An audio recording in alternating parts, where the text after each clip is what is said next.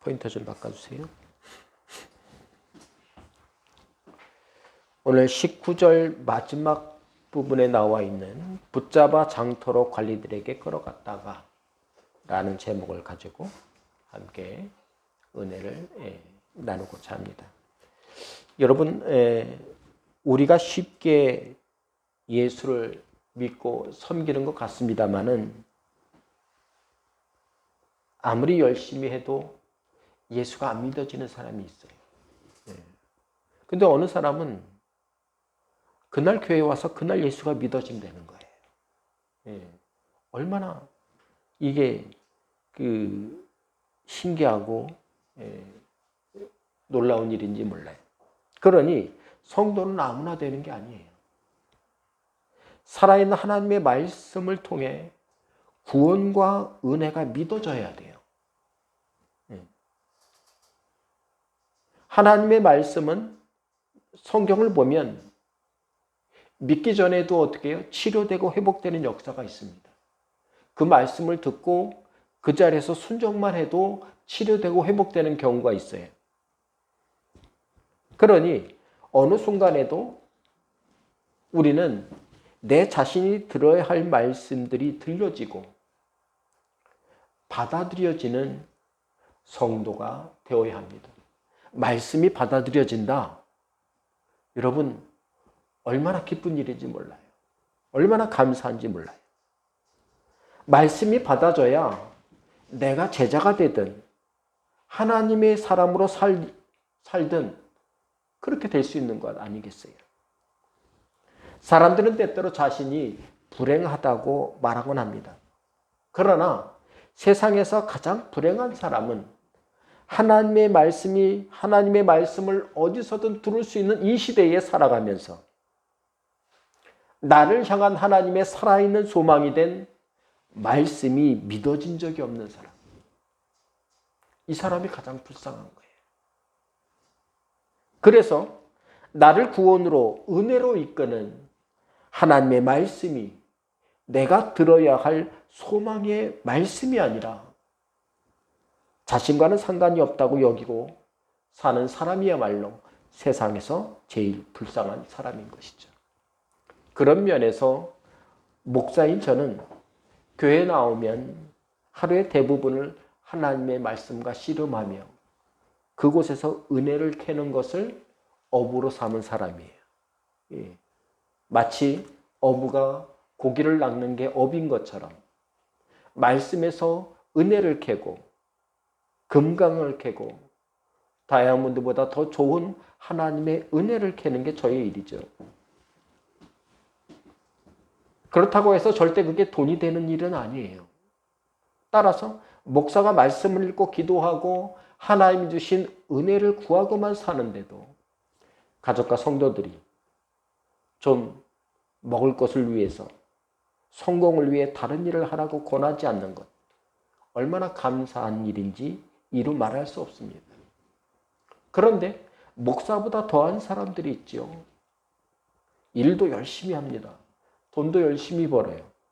가정도 꾸리고 살고 세상에서 죽도록 일도 하고 살면서도 예수께 소망을 두고 주일이면 예배드리러 말씀 들으러 나오고 평일에는 묵상하며 주님을 묵상하며 기도하고 사는 평신도들이야말로 목사보다 더한 믿음의 사람이고 축복받을 사람이라는 사실을 여러분 기억하시기 바랍니다.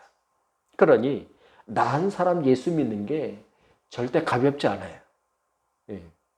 우리 가족과 우리 가문에 더 없는 영광이고 은혜의 통로가 되는 거예요. 그러니 예수를 믿고 사는 우리 성도들은 세상에 나가 살지라도 힘들고 어려울 때에 여러분 참지 말고 하나님께 기도하시기 바랍니다. 우리나라 사람들은 특별히 너무 참아요. 인내심이 너무 많아요. 참지 말고 기도하지 되는데 그걸 참고 기도하지 않아요.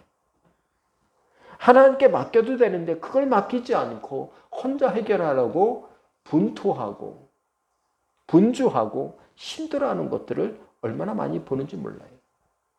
세상의 어려움을 만날 때에 성도는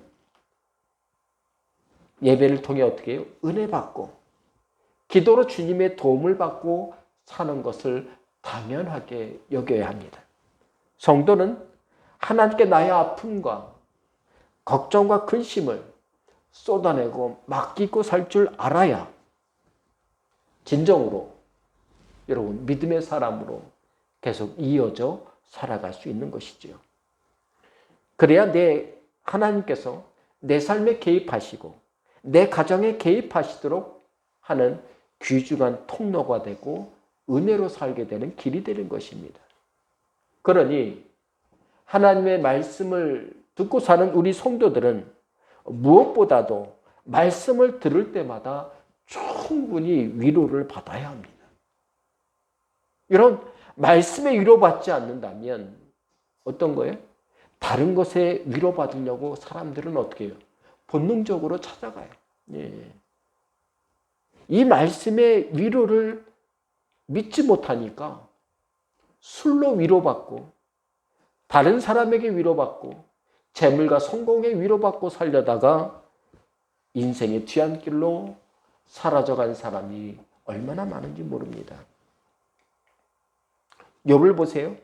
자신을 비난하는 세 친구의 조롱 섞인 말에도 욥기서 21장 2절을 보니까 너희는 내 말을 자세히 들으라. 이것이 너희의 위로가 될 것이라. 여기에서 욥이 자세히 들으라는 건 뭡니까? 하나님의 말씀이에요. 하나님의 음성이에요. 불행을 당해 어려움을 당하고 있는 자신의 소식을 듣고 욥의 친구들이 달려와서 욥을 위로하는 것이 아니라 어떻게 해요? 괴롭히기 바쁘고 낙식해 만드는 거예요. 너는 죄인이고 정죄받아 당연한 뭔가가 죄를 졌기 때문에 그런 것이라고 조롱하고 그를 괴롭힙니다. 그런데 오히려 욥은 하나님의 말씀을 통해 너희가 위로를 받으라고 지금 그들에게 말해주고 있는 거예요. 시편 119편 50절에도 말하기를 나 여호와가 시온의 모든 황폐한 곳들을 위로라 하여 그 사막을 에덴과 같게.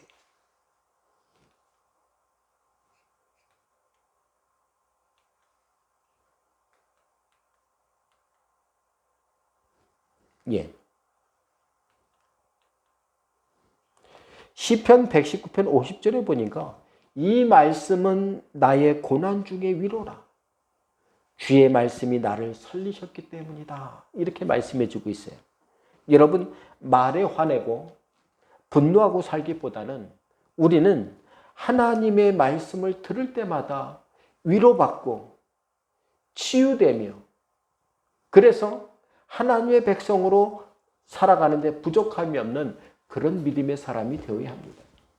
그러니 성도는 하나님의 말씀을 들을 때마다 위로받을 일이 많아야 돼요. 그래야 신앙생활이 즐거워요. 감사가 되는 거예요. 언제든지 말씀을 보면 위로받겠다는 그런 간절함이 우리의 삶 속에 있어야 됩니다. 그래야 하루를 믿음으로 살아갈 수 있습니다. 한 주를 은혜로 살아낼 수 있는 거예요.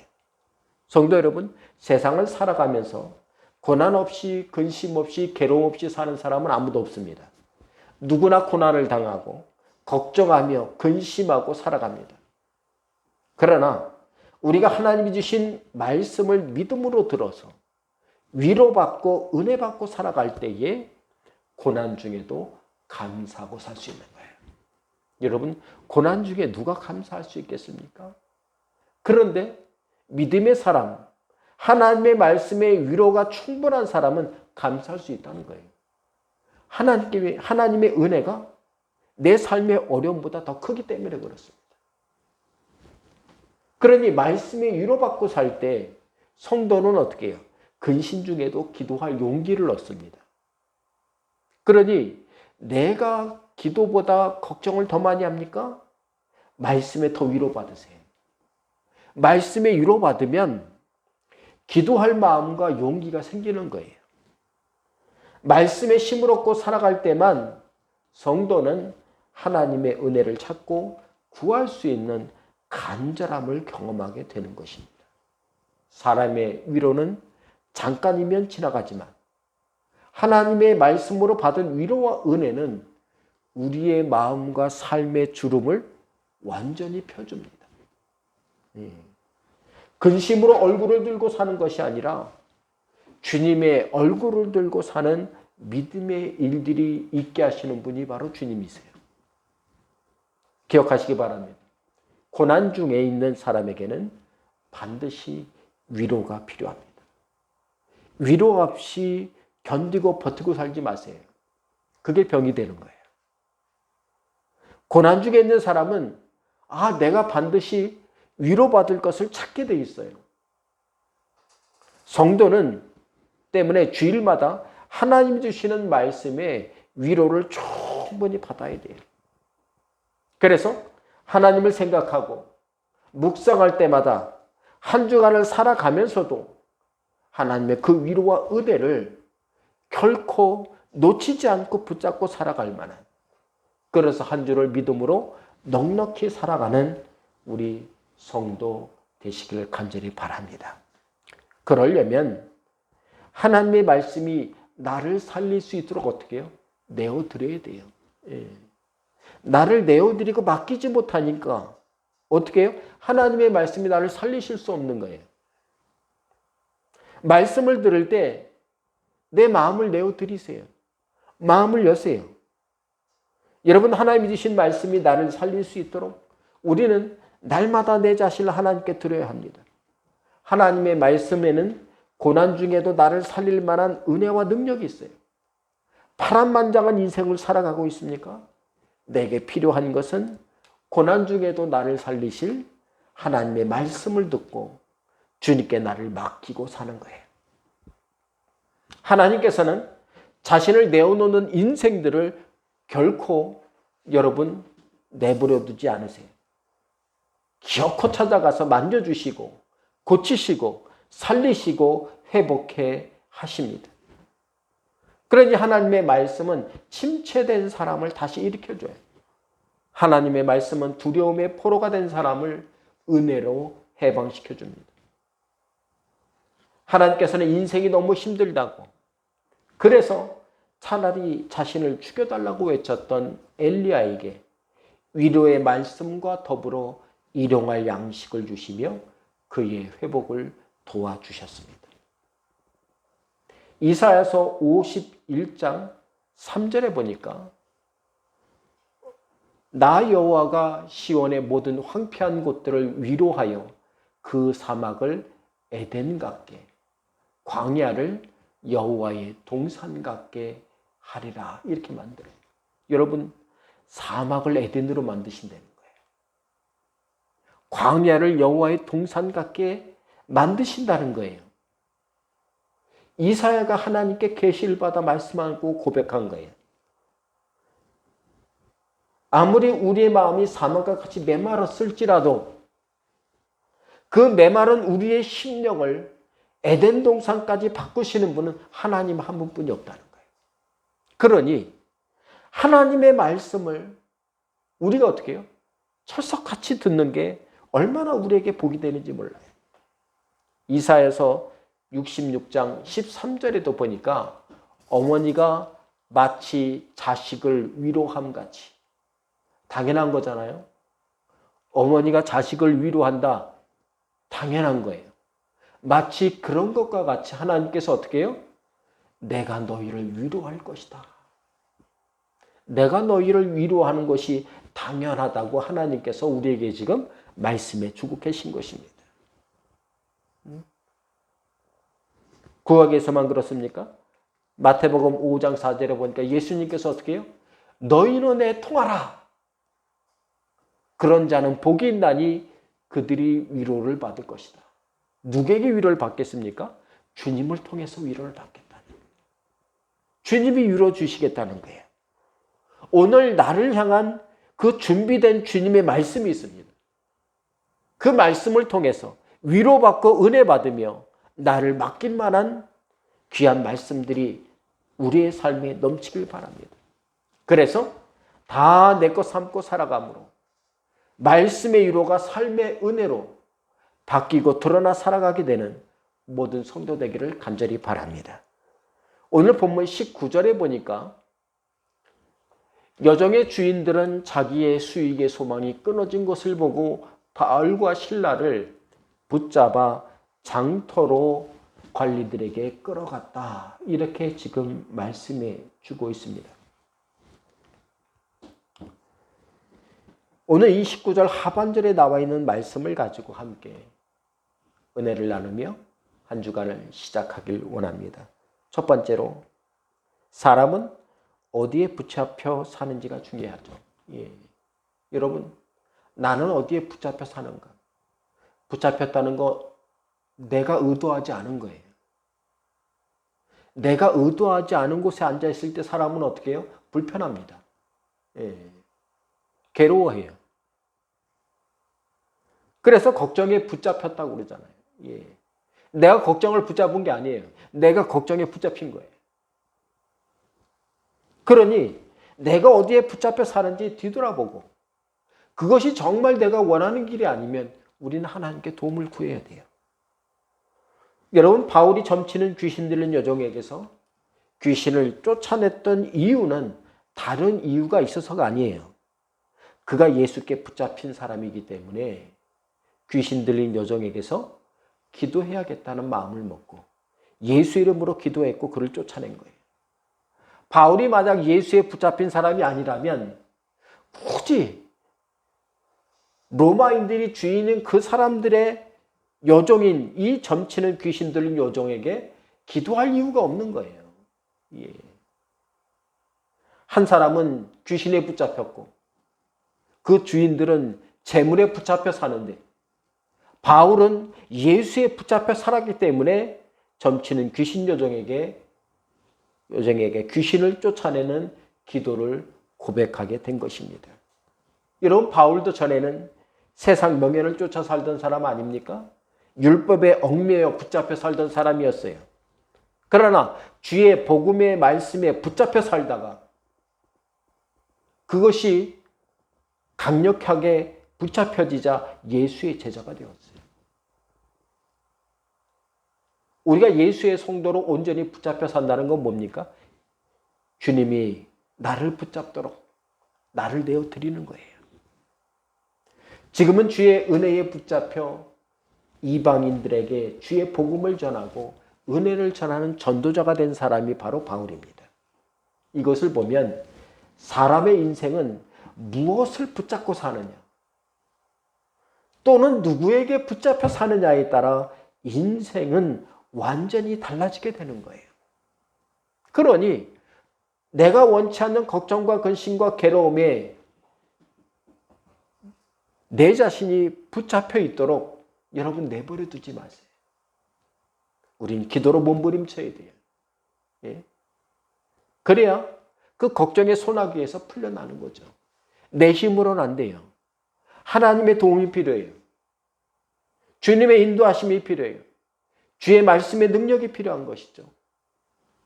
오늘 본문에 나오는 점치는 귀신 들린 여종의 주인이었던 빌립보 성의 로마인들은 바울이 전한 복음을 붙잡는 대신에 어떻게 해요?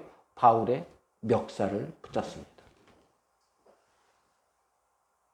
오늘 본문에 나오는 이 붙잡다라는 단어는 단단히 붙잡다 이런 뜻이에요. 예, 빠져나갈 수 없는 거예요. 굳게 지키다 이런 뜻이에요. 바울이 피해 갈 길이 없는 거예요.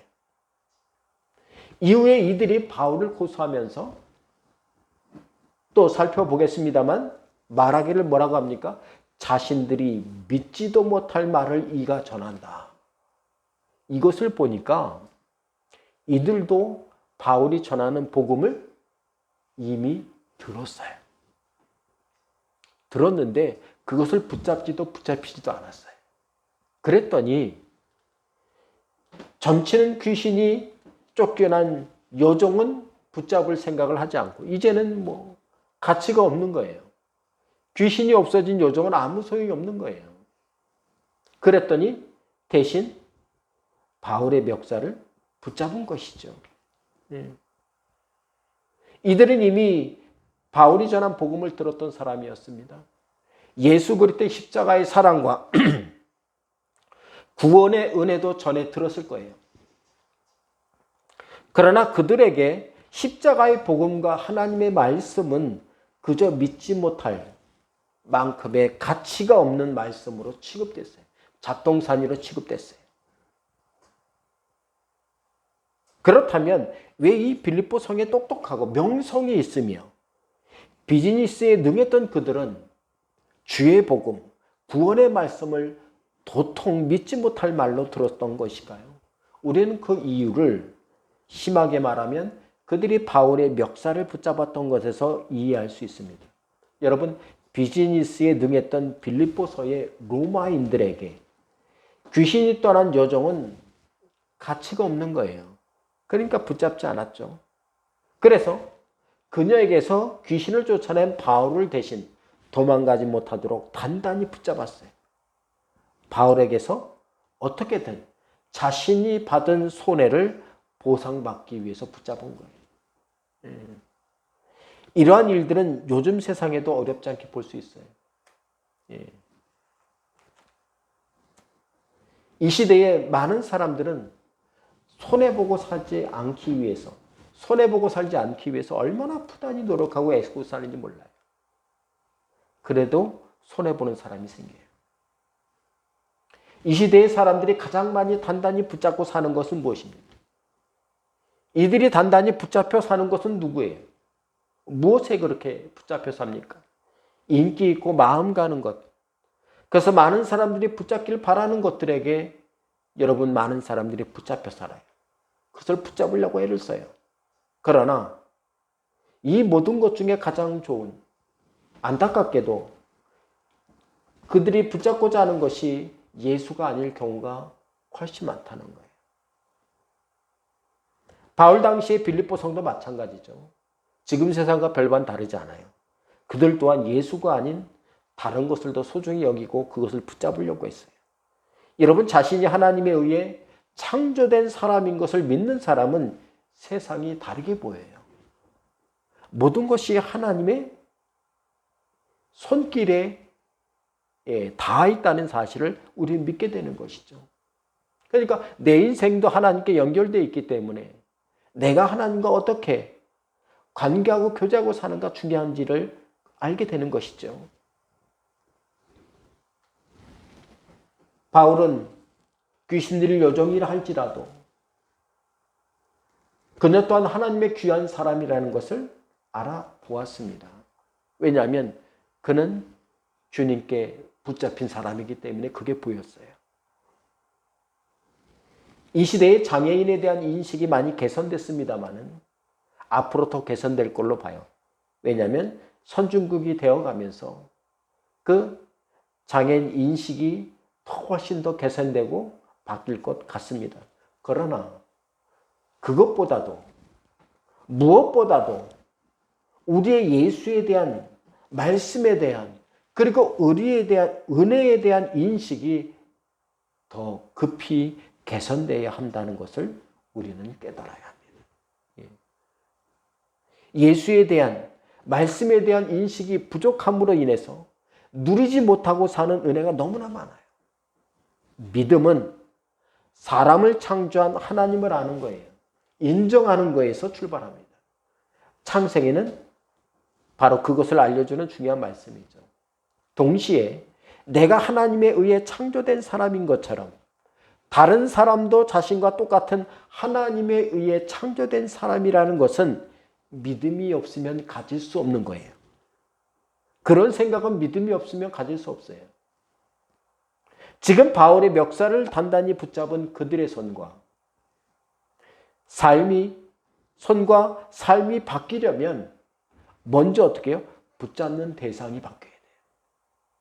붙잡는 대상이 예수가 돼야 돼요. 말씀이 돼야 돼요. 기도가 돼야 돼요. 세상을 단단히 붙잡고 살던 그들의 손으로 예수를 단단히 붙잡게 될 때 그들의 영혼이 변하고 새 사람이 되는 것입니다. 예수를 붙잡고 살기를 사모합니까? 내가 잡고 있던 걱정과 근심을 단단히 붙잡고 있던 걱정과 근심을 내려놓고 주님을 단단히 붙잡고 살아가는 귀한 사람이 되시길 바랍니다. 주님을 단단히 붙잡고 살게 되면 어떻게 되겠습니까? 자신이 하고 살던 걱정은 주님께 내려놓게 되고 단단히 붙잡은 기도를 통해서 근심을 다 주님께 맡기고 감사에 붙잡혀 은혜에 붙잡혀 주님께 붙잡혀 살아가는 믿음의 사람이 되도록 인도하시는 분이 바로 주님이세요.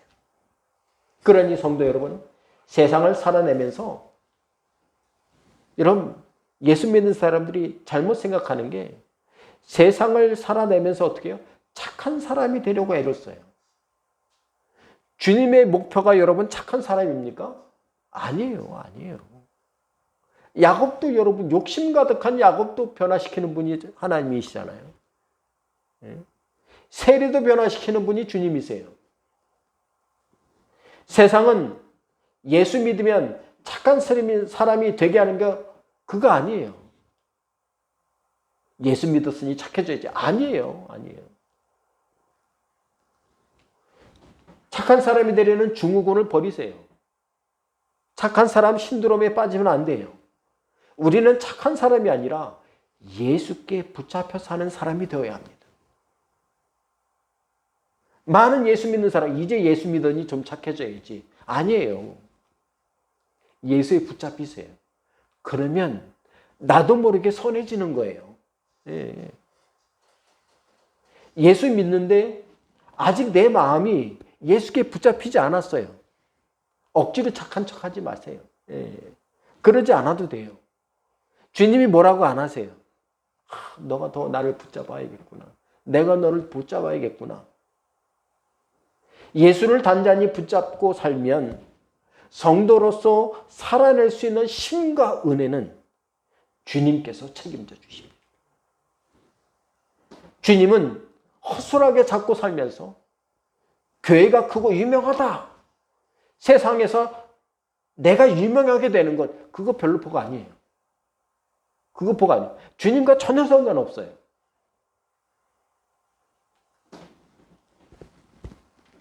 왜냐하면 예수를 허술하게 잡고 사는 사람은 자신이 어렵고 힘들 때가 되면 반드시 예수를 놓치고 삽니다. 네. 세상에 타락한 사람들 있잖아요. 유명했다가 우리가 보기에는 예수에 붙잡힌 줄 알았는데 아닌 거예요. 유명세에 붙잡혀 살다가 어려운 때가 되자, 시험의 때가 되자 예수를 놓치고 다른 것을 붙잡고 살게 되는 사람을 우리는 보게 된다는 것입니다. 그러니 신앙은 남에게 보여주려고 해서는 안 돼요. 신앙은 남 보여주고 남을 판단하기 위해서 우리가 여러분 신앙생활을 하는 게 아니에요. 주님 없이는 안 된다는 마음과 믿음으로 주님을 단단히 붙잡고 사는 신앙이 아니고서는 내가 하루하루를 믿음을 지키고 산다는 것, 이것이 얼마나 지치고 힘들게 하는 일인지 몰라요. 나를 피곤하게 하는 사람들이 있잖아요. 어렵게 하고 힘들게 하는 사람들이 있잖아요. 웬만하면 안 만났으면 좋겠는데 일 때문에 어쩔 수 없이, 관계 때문에 어쩔 수 없이 만나게 될 때에 우리는 더 어떻게 해요? 주님을 붙잡고 살아야 돼요. 주님께 붙잡혀야 돼요. 그래야 지치고 피곤함이 회복됩니다. 그렇다면 누가 예수를 단단히 붙잡고 살 수 있는 것입니까? 주님 없이는 단 하루도 살 수 없는 사람. 주님을 어디서든지 단단히 붙잡고 살게 될 것입니다. 주님 없이 하루 정도는 괜찮아 할 때 그 하루가 하나님께 붙잡혀 살지 못하는 거예요. 주님 없이 살 수 없는 날은 없어요. 하루라도 하나님이 주신 공기가, 너 오늘 신앙이 없으니 공기 너 거 없어. 그러면 어떻게 해요? 그냥 죽는 거예요. 예. 믿지 않아도 그 사람들에게 어떻게 해요? 하나님 만드신 공기를 다 주세요. 자연의 혜택을 다 누리게 했어요. 믿음이 없어도 그렇게 혜택을 누리게 하시는데, 믿음이 있고 하나님을 붙잡고 주님의 말씀을 마음과 삶에 단단히 붙잡고 사는 사람에게는 어떻게 해요? 고난 중에도 주님을 놓치지 않게 되는 놀라운 역사가 일어난다는 것입니다. 우리가 단단히 붙잡고 살아야 할 것은 세상이 주는 근심과 걱정이 아니에요. 하나님이 단단히 붙잡고 살라고 하신 하나님의 말씀, 은혜의 말씀을, 위로의 말씀을 잃어버리지 않고 살아갈 때에 우리가 진짜 성도의 믿음으로 살아갈 수 있는 것입니다. 사람과 사람 사이에 힘들고 어려움을 겪는 분이 많은 시대에 우리는 살아가고 있어요. 그만큼 다양하고 독특하고 특별한 성격과 인격을 가진 사람이 세상에 더 많아졌어요. 그럼에도 우리가 단단히 붙잡고 살아야 할 것은 변하지 않았습니다. 시대와 환경이 변했다고 하나님의 말씀의 능력과 은혜가 변한 건 아니에요. 이 시대에 우리는 다시 한번 예수를 붙잡고 예수께 붙잡혀 사는 것. 그것이 2000년 전이나 2000년 후에 지금이나 변하지 않는 복음이고 은혜인 것입니다. 이 피곤한 세상을 여러분 혼자 살지 마세요. 나를 한 번도 놓치신 적이 없는 분, 그 주님께서 나를 붙잡으려 하십니다. 우리는 그 주님을 붙잡아야 돼요.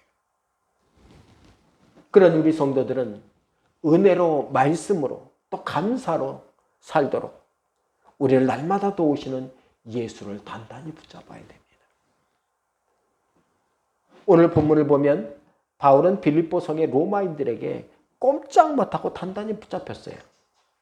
그러나 바울은 자신을 단단히 붙잡은 이 빌립보 성의 로마인들보다도 더 강력하게 자신을 붙잡고 계시는 예수에 붙잡혀 살고 말씀에 붙잡혀 살던 사람이 바울이었기 때문에 그는 걱정하지 않았어요. 바울이 신라와 함께 감옥에서 찬송하고 기도하는 걸 보니까 그는 걱정도 안 해요. 보니까 그죠? 걱정 안 해요. 우리는 오늘 말씀과 본문을 보면서 바울을 걱정하지 않습니다. 왜냐하면 그의 믿음을 알기 때문에 말씀을 듣고 통해서 바울이 예수께 붙잡혀 지금까지 살아온 사람임을 우리가 알기 때문에 그래요. 반대로 지금 당장은 바울을 단단히 멱살을 붙잡고 있는 이 빌립보 성에 비즈니스에 능하게 살았던 로마인들을 우리는 걱정합니다. 야, 저들은 예수 믿었을까? 죽어서 지옥 간 거 아니야? 우리가 걱정하는 거예요. 왜냐하면 그들이 지금 당장은 바울이 멱살을 붙잡고 기세등등하지만은 복음을 놓치고 예수를 놓치고 산다면 진짜 어리석은 그런 세상의 뒤안길로 가버린 어리석은 사람이 될 수밖에 없기 때문에 그렇습니다. 사랑하는 성도 여러분, 창세기 28장에 야곱은 형 에서의 장자권과 아버지가 주는 축복을 가로챈 빼앗은 일로 인해서 도망가게 되었어요. 야반도주하게 됐죠. 그러다가 우연히 밤이 되어서 머무르게 된 곳이 베델이라는 곳이었어요. 거기는 돌들이 많아서 그런지 돌을 베개로 하나 삼고 잠을 자다가 축복의 꿈을 꿉니다. 야곱이 만난 베델에서의 하나님이 주신 꿈은 예기치 못한 곳에서 만난 하나님의 위로였어요. 은혜였습니다. 그런데 야곱이 이 베델에서 하나님께 생각지도 못한, 예기치도 못한 하나님의 위로와 축복을 받기 훨씬 전에 이곳에서 다른 일이 있었는데 창세기 12장 8절에 보니까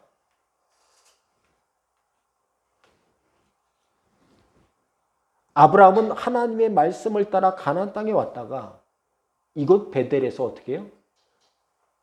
무엇을 했습니까? 그곳에서 여호와께 제단을 쌓고 뭘로 쌓았을까요? 돌로 쌓았어요. 돌로 제단을 쌓고 여호와 이름을 부르더니 예배드렸다는 얘기예요. 아브라함은 돌더미가 가득한 이곳을 예배의 가장 적당한 장소로 여겼어요. 그런데 야곱은 이 베델에서 돌을 보고 무슨 생각했습니까? 야, 저거 베개 삼으면 좋겠다. 이렇게 생각했다는 거예요. 믿음이 있는 것과 없는 것과의 차이가 똑같아요. 근데 믿음이 있거나 없거나 하나님께서 어떻게 해요? 아브라함이나 야곱을 둘 다 축복하셨다는 거예요. 아브라함은 돌이 가득한 이곳 베델에서 돌들을 보고 하나님께 참 예배하기 좋은 장소고 은혜 받고 위로받기 좋은 장소로 여겼습니다. 그리고 한참이 지나 이곳 베델에 우연히 머물던 야곱은 아브라함은 예배의 돌로 여겼던 돌들 중 하나를 다만 베개로 베고 잠을 잤음에도 불구하고 하나님께서는 야곱에게 위로받고 은혜받는 혜택을 누리게 했어요. 우리도 은혜받고 위로받습니다.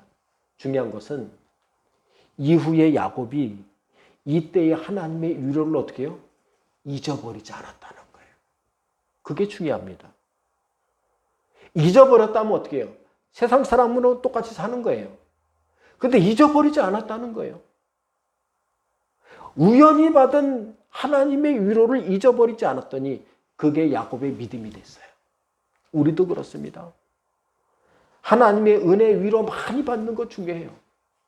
근데 그것보다 더 중요한 것은 하나님이 내가 예기치 않은 곳에서 받았던 은혜일지라도 그것을 잊어버리지 않고 기억하고 마음에 품고 믿음으로 삼을 때 그게 내 믿음의 능력이 되는 거예요.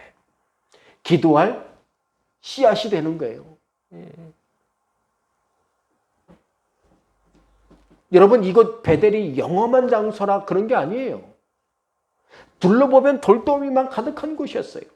그럼에도 이곳 베델에서 하나님을 단단히 붙잡은 두 사람, 예배드려 붙잡은 아브라함, 하나님이신 축복의 꿈을 위로의 은혜를 믿음으로 붙잡았던 야곱을 우리는 볼 수 있는 것이죠. 우리도 주의 말씀에 붙잡혀야 합니다. 복음을 붙잡아야 돼요. 돌더미 가득한 세상에서 다니기 불편하고 위험하고 힘들고 어려운 것을 주목하는 것이 아니라 이것도 하나님이 예배할 만한 곳, 이것도 하나님을 찾을 만한 곳, 이것도 하나님을 묵상할 만한 곳, 이곳은 하나님께 기도할 만한 곳이라는 것을 날마다 깨닫고 살아가는데 부족함이 없는 우리 선한교회 모든 성도 되시기를 간절히 바랍니다. 두 번째로, 바울은 어디로 끌려가던 그곳에서 주님을 만났어요. 그러니 바울이 나중에 로마로 잡혀가서 여러분 감옥에 들어갔을 때도 어떻게 해요? 거기서 주님을 만나고 살았어요. 그러니 야, 바울이 속도 좋지. 감옥에 들어갔는데도 찬송하고 기도가 절로 나오네. 왜? 그곳에서도 주님을 만났기 때문에 그런 거예요. 그죠? 오늘 본문 19절에 보니까 장터로 관리들에게 끌어갔다. 멱살을 잡힌 후에 여러분 바울과 실라가 붙잡혀 제일 먼저 간 곳이 어디입니까? 장터라고 나와요. 물론 여기는 뭐 두 가지 중의적인 의미가 있습니다. 우리가 일상적으로 하는 장터, 어린아이부터 노인까지 모두가 왕래하고 시장이 있고 뭐 이런 장터가 있지만은 또 하나는 아고라라고 하는 광장이에요. 재판할 때 누군가를 고소할 때 데리고 가는 그런 장터예요. 예. 이 두 가지 경우를 다 보면 빌립보의 로마 시민들은 자신의 수익의 소망이 끊어지자 제일 먼저 바울을 장터로 끌고 갑니다. 그것도 곱게 데려간 게 아니라 어떻게 해요? 멱살을 잡듯 단단히 붙잡아서 장터에 내팽겨 쳐버리는 거죠. 이 장터에는 군중이 많았을 겁니다. 어린아이부터 여자, 노예, 상인, 로마인들까지 가득했던 게 장터였을 거예요. 바울과 실라를 이곳에 데려온 이유는 고소하기 전에, 그죠? 이후에 고소가 이어집니다만은 고소하기 전에 이 장터에 데려온 이유는 고소하기 전에 이 사람을 멱살 끌고 가면서 무릎을 꿇리면서 어떻게 해요? 창피 주고 골려 주고 조롱해 주려고 이곳에 데려온 거예요. 그죠? 괘씸하게 나의 비즈니스를 방해해? 예? 내가 로마 시민인데 그럴만 하잖아요. 여러분, 우리가 언제 시험에 들고 낙심하고 믿음으로 사는 게 곤란해집니까? 여러분, 사람은 창피할 때 신앙생활이 힘들어요. 창피해서 못 가겠어. 목사님, 창피해서 교회 못 가겠어요. 여러분, 창피한 것과 신앙하고는 전혀 상관없어요. 기억하시기 바랍니다. 예. 오랜만에 교회 가서 아니에요. 그런 거 없어요. 신앙생활에 창피함이 무슨 상관이에요? 그건 세상 사람들이 하는 얘기예요. 지금 보세요. 세상 사람들이 하는 거잖아요. 근데 많은 사람들이, 우리 예수 믿는 사람들이 시험에 들고 낙심하고 믿음을 잃어버리고 곤란해지는 때가 언제냐면 창피함을 당할 때. 당하는 곳에는 어떻게 해요? 다시는 안 가려고 그래요. 사람이 사람을 골려주고 조롱하는 것을 빌립보 성의 로마인들은 당연하게 여겼습니다. 이 빌립보라는 도시는 그만큼 세상적이고 사람이 다른 사람에게 못된 짓 해도 되는 그런 것에 큰 죄책감을 느끼지 않은 그런 곳이었어요. 그리고 이 19절은 이 장터에서 마음껏 조롱하고 곤욕을 당한 바울과 실라를 여러분 끌고 갔다 이렇게 말하고 있어요. 마지막으로 관리들에게 끌어갔다고 하는데 이 끌려갔다는 말은 어떻게 해요? 끌어당기는, 잡아당기는 거예요. 질질 끌려가듯이 끌려갔다는 거예요. 모욕적으로 만들었다는 것이죠. 강제로 목마하도록 시키다 이런 의미가 있어요. 여러분, 바울과 실라는 자신이 원하는 곳에 끌려간 것이 아니에요. 원하지 않는 곳에 끌려가고 있어요. 자신을 잡아당기고 끌어당기는 수모를 당하면서 강제로 그곳에 끌려가야 됐어요. 그럼에도 바울과 실라는 끌려간 그곳에서 예수를 찾고 예수를 만납니다. 믿음을 쓰고 예수를 만나고 사는 것을 당연하게 여겼어요. 우리가 예수 믿는 사람이라면 우리 또한 내가 어디를 가든 무엇을 하든 그곳에서 믿음을 쓰고 살 줄 알아야 돼요. 예수를 만나고 살아야 돼요. 기도하고 살아야 돼요. 예수를 만나고 사는 것이 바울과 실라에게 너무나 당연했던 것처럼 우리도 그러해야 하는 것이죠. 성도 여러분, 믿음을 쓰고 사는 것이 당연한 일상이 되길 간절히 바랍니다. 그래야 어디를 끌려가더라도 믿음대로 살 수 있고 은혜대로 살 수 있는 거예요. 우리 속담에 호랑이에도 물려가도 정신만 차리면 산다 이런 말이에요. 위급한 상황에도 정신만 차리면 잘 대처하면 위기에서 빠져나올 수 있다 이런 거예요. 그런데 세상을 살다 보면 호랑이에게 한 번 정도 물려가는 게 아니에요. 한두 번 물려가는 정도가 아니에요. 날마다 호랑이에 물려가듯이 살아가야 하는 것이 세상이에요. 그러니 매일 정신 차리고 산다는 게 여러분 쉽습니까? 아니에요. 우리가 해야 될 것은 뭡니까? 내 정신도 차려야 되겠지만은 주님께 어떻게 해요? 주님을 찾고 사는 게 당연해야 돼요. 주님을 만나고 살아야 돼요. 세상에서 정신만 차려가지고는 도저히 인생을 잘 살아낼 수가 없어요. 우리 성도들은 어디에 끌려가도 그곳에서 믿음으로 생각하고 살 줄 알아야 돼요. 끌려간 곳이라도 그곳에서 기도하고 사는 것이 우리가 살 길이요 믿음의 은혜를 만나는 비결인 것이죠. 여러분, 이 시대에 우리가 어려움을 당할 때에 힘든 이유가 뭡니까? 사람은 타고난 성격대로 사는 게 가장 편해요. 그게 쉽습니다. 남들이 하는 만큼만 하고 사는 게 편하다고 생각하는 분들도 계세요. 머리 쓰고 자신이 하고 싶은 대로 사는 것이 너무나 당연한 시대에 우리는 살아가고 있습니다. 그럼에도 불구하고 우리는 왜 믿음을 쓰고 주님을 만나고 살아야 한다는 것입니까? 믿음을 쓰고 살아야 그곳에 하나님의 일이 일어나기 때문이에요. 내가 왜 믿음을 써야 되느냐? 내가 왜 주님을 만나야 되느냐? 그래야 거기가 주님이 역사하시니까. 하나님의 일이 일어나기 때문에. 그래서 기도해야 하는 거예요. 하나님의 역사가 일어나게 하는 곳, 기도하는 곳. 기도 이외에는 이 귀신들이 절대 나갈 수 없느니라. 하나님의 은혜는 주님께 붙잡혀 사는 사람에게 임하게 되는 것입니다. 그러니 어디를 끌려가도 내가 말씀에 붙잡혀, 예수에 붙잡혀 주님을 만나고 살아간다면 그곳에 하나님의 역사가 일어나는 것이지요. 사랑하는 성도 여러분, 가족을 우리는 피를 나눈 형제라고 합니다. 그래서 가족 중에 누가 잘 되면 얼마나 기뻐요. 내가 잘 된 것처럼. 우리 조카가 신앙생활 하는데 이번에 그 직장 좋은 데로 옮겨갖고 차를 바꿨는데 BMW를 바꿨대요. 내가 타는 것도 아니지만 기분 좋은 거예요. 더 중요한 건 어떻게 해요? 이야, 그 와중에 신앙생활도 잘해. 얼마나 기뻐요. 얼마나 기뻐요. 여러분, 형제 남매지간에 애틋함이 있어요. 그러나 가정의 가장 큰 축복은 하나님을 섬길 때 나온다는 사실을 우리는 잊지 말아야 돼요. 그러니 친구도 가깝습니까? 가까운 걸로 끝나면 안 돼요. 같이 천국 가고 은혜 받으며 하나님의 축복을 나누고 살아야 진짜 그 만남이 축복이고 그 가족이 축복인 거예요. 그러니 우리 가족의 믿음이 하나님께 모두가 붙잡혀 살기로 우리는 기도하고 있어야 돼요. 그게 우리의 사명이에요.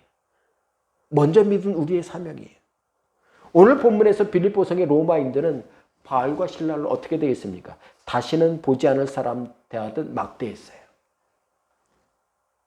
너 죽고 나 죽지 않은 마음으로 이리 끌고 저리 끌고 다녔어요.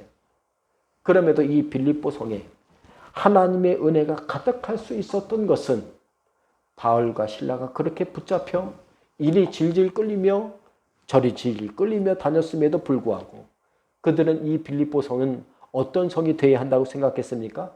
세상 일이 가득한 이곳, 이 불쌍한 이곳, 이 도시를 하나님이 만지시고 축복하시고 복음의 역사가 일어나야 될 곳으로 삼아 주옵소서, 그런 마음이 있었던 거예요. 그래서 세상 공평치 않은 일이 가득한 이곳에서 더욱 열심히 믿음으로 살고 기도하며 살았던 것입니다. 이 시대도 마찬가지잖아요. 참 믿음으로 나 하나 믿음 지키고 사는 것도 쉽지 않다고 여길 만한데 아니에요. 주님은 그거보다 더 큰 믿음을 우리에게 요구하세요. 왜냐하면 더 크게 축복하기 위해서. 사도 바울과 신라는 그래서 감옥에 가서도 기도하고 찬송할 만큼 믿음을 쓰고 살았어요. 주님을 만나고 살았어요. 우리에게도 믿음을 마음껏 쓰고 살아야 할 곳이 있습니다. 우리의 가정이 그곳이에요. 우리 직장과 학교와 삶 속에서도 우리가 주님을 만나고 찾고 살아가지 않으면 그곳은 절대 변하지 않아요. 그러니 어디서든 그곳에서 우리 성도들은 주님을 만나고 살아야 합니다. 그래야 내가 기도할 수 있고 말씀을 새길 수 있고 감사를 하고 은혜 받고 살 수 있는 것입니다. 내가 주님을 만나고 살 때 그곳에 있어야 할 은혜를 하나님께서 책임져 주십니다. 하나님의 사람에겐 하나님의 인도하심이 넘쳐나야 합니다. 그래야 제대로 살아갈 수 있는 것이죠. 이 한 주 우리의 가정과 교회를 돌아볼 때에 내가 믿음을 더 써야 되겠구나. 내가 더 주님을 만나야겠다고. 이런 마음이 가득하길 간절히 바랍니다. 그래서 믿음을 쓰고 사는 곳마다 하나님의 은혜와 간증이 감사가 넘쳐나는 우리 모든 성도 되시기를 주의 이름으로 간절히 바랍니다. 기도하겠습니다. 하나님 감사합니다. 우리 하나님의 소중한 자녀 삼아주시고 하나님의 은혜의 백성 삼아주신 아버지 하나님, 주님께 찬양과 영광을 올려드립니다. 주님, 믿음으로 주님을 붙잡고 싶지만 내 소나기, 내 믿음의 힘이 약해서 놓칠 때가 많음을 고백합니다. 그러나 주님이 나를 붙잡으시면, 주님께서 나를 말씀으로 위로하시면 그 위로와 은혜에 붙잡혀 이 한 주간 내 주님 만나고 사는데 부족함이 없는 귀한 백성들이 다 되도록, 귀한 믿음의 제자들이 다 되도록 주님 축복해 주옵소서. 예수님의 이름으로 기도하옵나이다. 아멘.